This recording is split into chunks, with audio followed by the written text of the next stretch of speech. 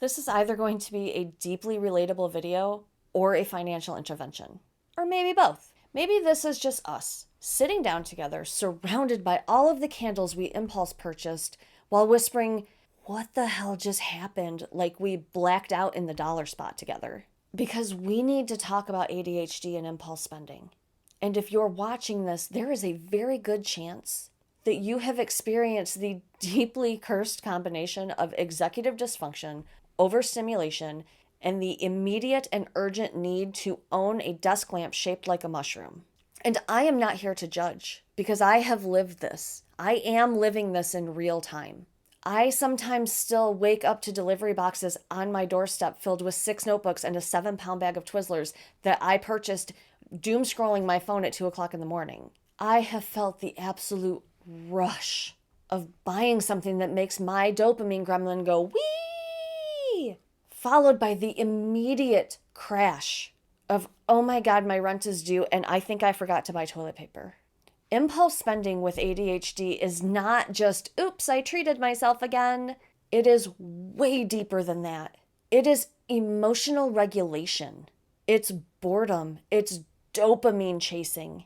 It is a desperate grab for control when everything around us feels like it's on fire. And sometimes it's just because you walked into a store and thought to yourself, if I do not buy this $12 skeleton with light up eyes, I will literally die. And the thing is, it's not even about the stuff. It's not really about the objects. It's about the feeling of possibility, of pleasure, of potential. That feeling that for 20 seconds, you are the kind of person who has it together. You're someone with matching bins, with a new planner, with a fancy lipstick that makes you feel like a grown-up. You're someone who gets things done, who drinks their water, who has drawer organizers.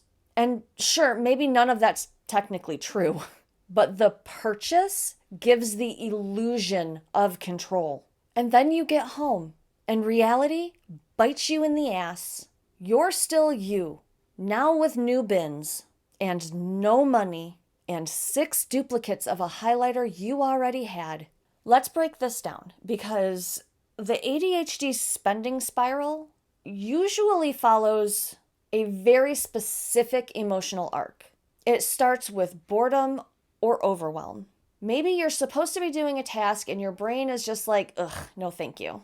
So you pick up your phone and you start scrolling. Maybe you Google. Maybe you just go look at something online. Famous last words, because suddenly you're shopping. Maybe it's Amazon. Maybe it's Etsy. Maybe it's one of those dangerous little Instagram shops that knows exactly what color palette or collab is going to get you to click buy now. Hello, Dexter meets high school goth flashback. Oh, was that just me? Okay.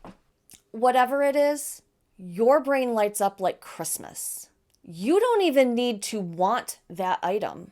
You just need to chase the feeling. You need that hit. That excitement of, ooh, this'll fix it. What is it? Doesn't matter, because this candle will fix it. These pens will fix it. This new bag that looks like all of my other bags, but better, will definitely fix it. And it's not always an online add to cart kind of thing, because this absolutely happens in person too.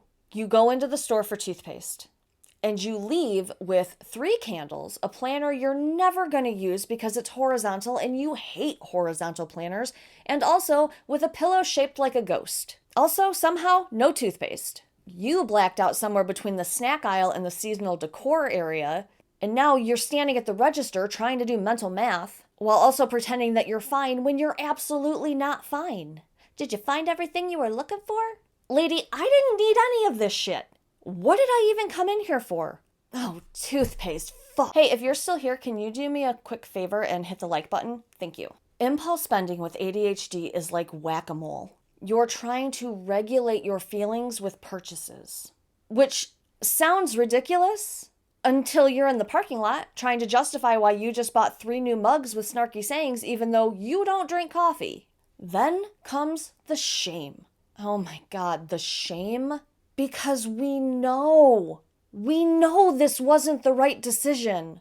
We know we're going to feel gross later. We know that that money could have gone to groceries or bills or that savings account we totally don't even have. But in the moment, that purchase was survival. It was a bandage. It was your brain's very loud way of saying, I am sad and I am stressed and I am burnt out and I don't know what else to do. So what do? We do the justification dance. This planner is going to make me so organized. As if this planner is going to reach out and smack the executive dysfunction right out of our hands. Or we say, this shirt is my reward for doing something really hard. When doing something really hard was answering an email. Or I totally need this stuff to start my new habit. The new habit was supposed to be working out, but the new habit is actually wearing our shiny new workout clothes to lay on the couch and watch Dexter. And it becomes, I cannot wait to dig Dorito dust out of this $40 sports bra. And look, impulse spending is not always ridiculous.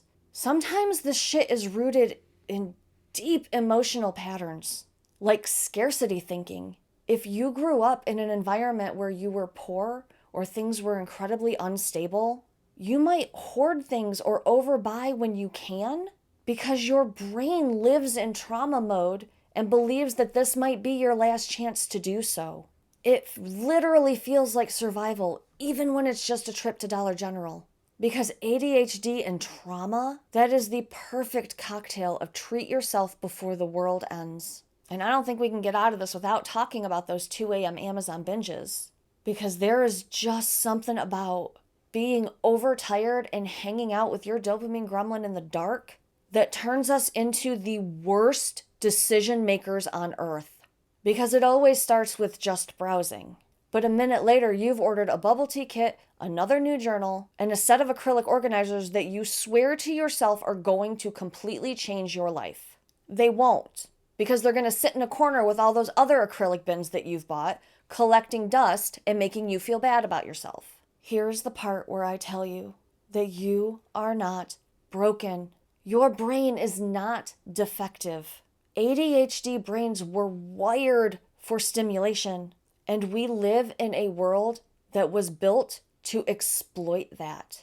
Ads are designed to trigger a dopamine response.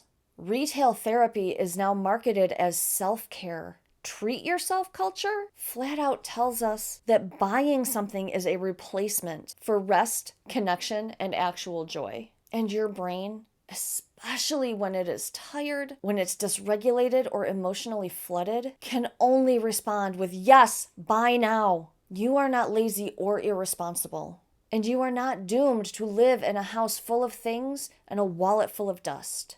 You are someone whose brain is trying very hard to feel okay. And spending is just one of the ways it has learned how to do that. I'm not here to give you a budgeting tutorial. You know how to use Google. And let's be real, you probably already have a budgeting app or 3 budgeting apps that you haven't opened in a year. I am here to tell you that the first step is not a spreadsheet. It is compassion. When you understand why you impulse spend, it becomes just a little bit easier to pause, to notice that pattern, to feel the feelings underneath the urge to buy. Are you overwhelmed? Are you sad? Are you just bored and need a dopamine hit? Is there a way to meet those needs without clicking buy now? Sometimes the answer is yes.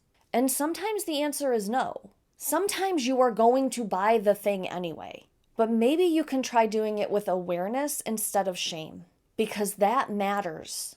Impulse spending is a part of ADHD for a lot of people, but it doesn't make you bad with money. It just means that your brain is loud and your feelings are louder, and your environment is a minefield of tiny dopamine bombs coming at you every single day. You are allowed to feel frustrated. You're even allowed to feel embarrassed if you have to. But you are also allowed to forgive yourself. You are allowed to laugh at it. And you are allowed to try again. So if you're sitting there surrounded by 4 half-used planners, 17 pens, and your phone is a literal marketplace bazaar of things hanging out in carts. With a heart full of why am I like this? You are not alone. You are not reckless. You are not a disaster. You are a person doing your very, very best with a brain that just happens to need a little extra care and a little less capitalism. You're still worthy, even with Amazon boxes full of shame showing up at your door. Because let's be real, sometimes the spending doesn't help. Sometimes it just numbs. But sometimes it does help, even for just a moment. And that's okay too, as long as we keep watching ourselves with kindness and not criticism. As long as we keep learning. As long as we remember that we are more than the things that we buy. We are human beings. Messy, magical, trying so hard human beings. And if you need someone to remind you that you are not a failure because your bank account looks like a horror story, I am that someone, because mine does too. So let's commiserate, shall we? Leave me a comment below and let me know what your last justified impulse purchase was. Mine was wireless microphones, because I totally need this for my channel, which is why I'm not even currently using it. But I told myself it was a tax write-off, which sounds super grown up, but I don't make enough or spend enough to itemize. So it's a tax write-off, always a bullshit excuse from me. So if you can and you're willing, drop a comment and let me know your last impulse purchase, because what can we do but laugh sometimes, right? I want to thank you so much for being here today. I love you so much, and I will see you next time. Bye.